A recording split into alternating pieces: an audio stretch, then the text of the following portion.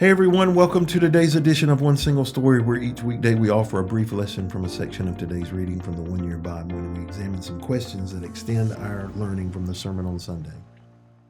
Today I'm joined by Sheryl Daughety and Wendy Korbusieski, and we're looking at Luke chapter 22, verses 39 through 46. So I'm going to read 40 and 46.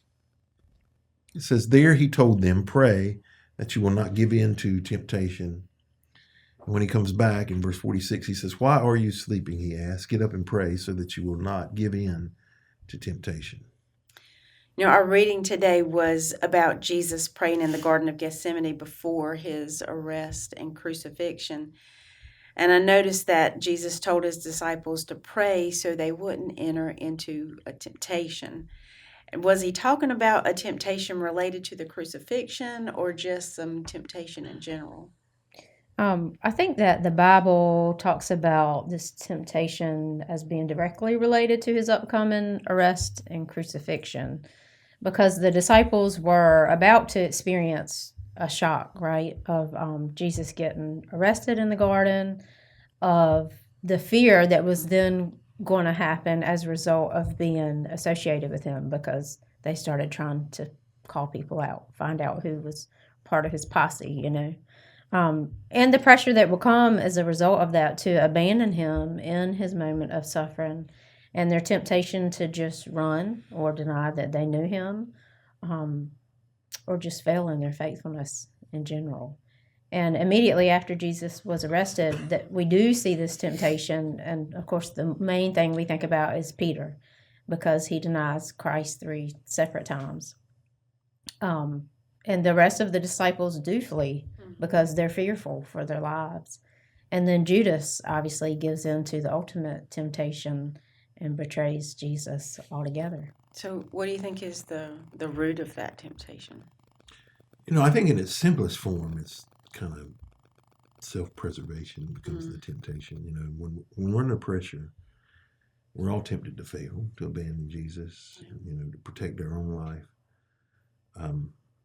And I think it's a reminder to us of the importance of truly surrendering everything to Christ. At some point, we're all going to be tempted to self-preserve.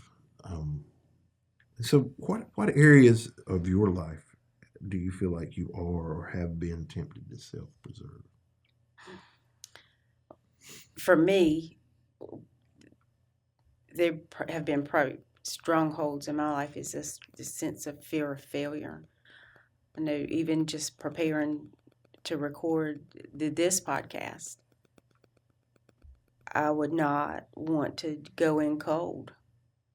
It was a balk to do it without a notice. It was like immediate. Nope, not gonna do it cold. Not gonna do that because I didn't want to fail. That fear that I'm gonna look stupid or unprepared or ill-equipped, and understanding that my worth is not tied to that if that he will equip me, he will sustain me. Probably the other place that I have tried to self-preserve is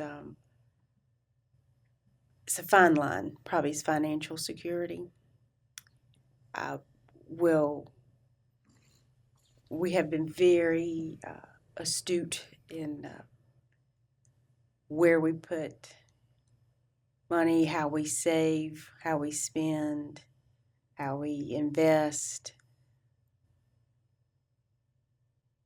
I think are wise decisions, but then there's a line that I find myself crossing. Am I doing this because I'm afraid, or that I'm taking care of myself, or am I doing that because I'm being a good steward? Right. Check your It's motives, okay if Wendy. he's not faithful. Check my because heart. Yeah, check your heart. What about you, Sheryl? I think that's a pretty typical one. That's one I thought about too. Well, one of the things I thought about was serving the church. because it means you serve the people in it, and you can often get put in situations where you feel uncared for or taken advantage of. And, most people just most people in general are going to see their own needs first. And then if you help meet their need, then they often are not concerned about yours or whether or not you have any. Or what it costs you to meet their need, what kind of sacrifice you made. And so I would probably say I have experienced a lot of that, but in the end, my allowing myself to see it in that way is a form of self-preservation, because if I believe that my time is God's time and my gifts are God's gifts, for me to serve other people, and that everything that I'm doing is ultimately for Him, then it shouldn't matter how other people treat me or how they make me feel. I'm doing it because I'm doing it for Him. Does that make any sense? Yes. Oh, yeah. Yeah. Can you relate? More than I want to admit. Yes. I think that as it relates to that, one of the struggles, and I'll share as we lead in the next question, but surrendering doesn't always look like arrest or death, right? That's not necessarily it, but I think it looks different in all of our lives. And the thing that I find in my life today, and this has probably been true over the last 10 years, that and longer than that in reality, but the last 10 years I could easily point to some things. Surrender rarely has to do with, at least if you've been saved for a long period of time, giving up bad things. Mm-hmm. It usually has to do with giving up good things so you can do better things, or so you can do exactly what He wants you to do. Mm-hmm. And that is a challenge for me, because I am constantly packing new things in, and there has to be a constant elimination if you're going to do that, right? And what happens to me is I get in seasons, and so I'm at a place right now where I know that I am just as thin as I can be. I have zero margin, and so then I have to stop and ask myself the question. And if you could read my journal, you would see over the last few weeks I've been asking myself the question. But then the problem comes, right? So here's the thing: when those things happen, right, the surrender piece, there are some things like I need to hand off, but in order to hand them off, I've got to drop some other things so that I can spend some time over here to hand them off, which means some things over here are going to be a crisis by the time I get back to them, right?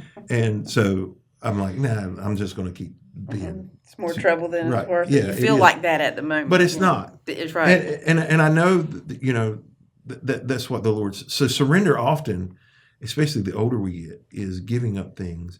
You talked about finances. I don't have that, okay, I've got to have it in the bank to feel secure. I would risk my last dollar to get the second one. That's just my nature. That's why I would choke you. Yeah. I don't. So that's not how I necessarily think. But I think that in that case, right? In my case would be the way I think the tension for me would be different, right? So I work hard, play hard kind of thing. That's how I think of life. The stressor for me, the total surrender, might be giving up a piece of the play hard, right? You don't need that car, or you don't need that house, or you don't need whatever, the thing might be. Where in your cases, it might be you don't need that much money in the bank, whatever. I don't, Right. You think it looks different. Neither of them are bad. Like, I don't think God wants me not to have a car or you not to have security in in the bank. But I think sometimes he requires surrender means, okay, we got to give up something over here that's good, so that we can. What does it look like in your life? The first thing that I thought about is a slip of paper that's in my Bible, and I wrote it a lot of years ago. And I used to read it every morning out loud as soon as I was done reading my Bible before I started praying, and I still often do that. And it says this: God, today I surrender my expectations, my thoughts, my selfishness, my desires, my will, my heart, my plans, and my time to you. And that list, it started out small in the beginning, and then as time went on, the more and more that I felt God was revealing to me, okay, you still haven't given me this, you haven't given me this isn't fully mine. I kept adding things, to that list, because he does want it all. He needs it all in order to have that relationship with you. And, well, you need him to have it all. Oh, yeah. More than he needs it. You right. need him to have it but all. He knows it's required, and it's part of it is our nature to self-preserve, right? Because we often feel like, well, if we don't, then who's going to? And so it's against our nature to do that. I think it's against our nature to fully trust, which is what he requires. And so it's a process. It's a hard thing. And again, I think, my point in writing it down and speaking it out loud to myself every day was because I realize, and I still realize, I still have to choose to give that up, because it is our nature to just want to start reining it back in, pulling it back in. In that trust vein, that would rule over things like worrying over my kids, surrendering those kind of areas. Yeah. And another big one of surrender for me was my time. And I would hoard that, if you will. It sounds very harsh, but for my family and my work. And once I chose to surrender that and share it with more people and invest it in more people, it has been returned to me.